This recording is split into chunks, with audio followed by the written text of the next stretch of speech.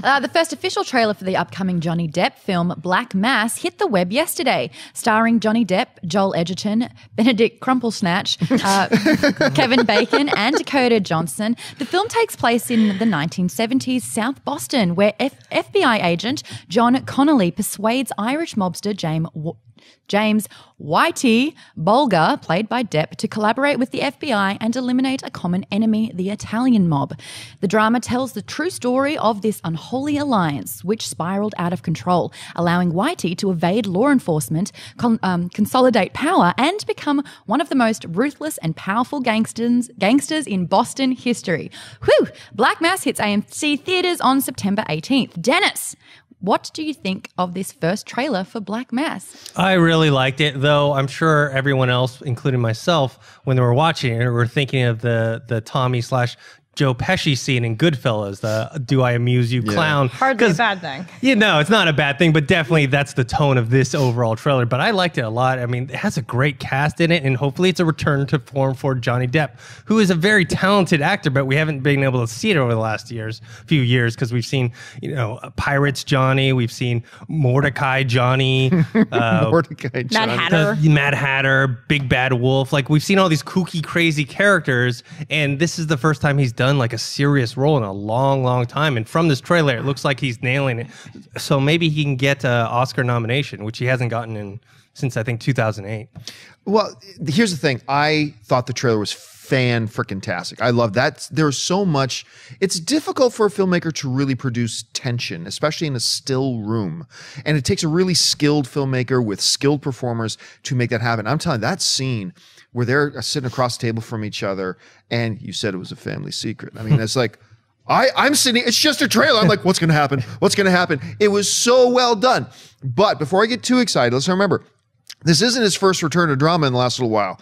He did Transcendence, and I got real excited about the trailers and everything for Transcendence too. His fault. And, I'm not going to say it was his fault, but it didn't deliver, nor did he deliver what I thought he was going to deliver in that film.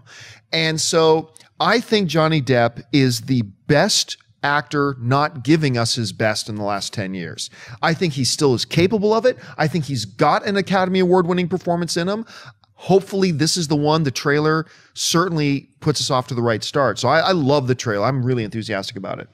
I loved it as well. It had a lot of tension, and he looks amazing. And Donnie Brasco is one of my favorite performances of his, and he's really good in that genre. And the Goodfellas completely felt that too, Yeah. and that's not a bad thing. But, a lot of people bash Johnny Depp for his decisions. And yeah, we want more. We want the dramatic. We want even Edward Scissorhands, kind of what started and launched him into just showing the many facets of what he's capable of. I mean, he's an amazing actor. And I actually asked him about that for The Lone Ranger. I was like, why have you, really taken up all these colorful vestments instead of doing these dramatic roles? And he just said, going back to the root of the art form. It's fun to just create these crazy, kooky characters. And I admire that he's been doing what he wants. But yes, I want these dramatic roles. I think this is everything. Whitey Bulger is such a fascinating character, a true life human to base this off of, and the bad things he did. So everything about this screams yes, not to mention Scott Cooper at the helm. I think he's really good at this.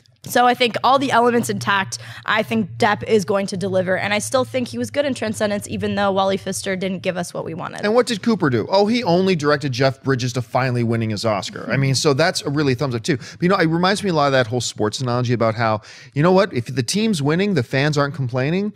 If Johnny Depp was giving us all these crazy, kooky characters over the years, and they were good, the first nobody would be Captain complaining. was. Well, Yeah, but that's going way back, right? That's going way back. But since then, we've had that. What's that one where he's the vampire? God, Dark Shadows.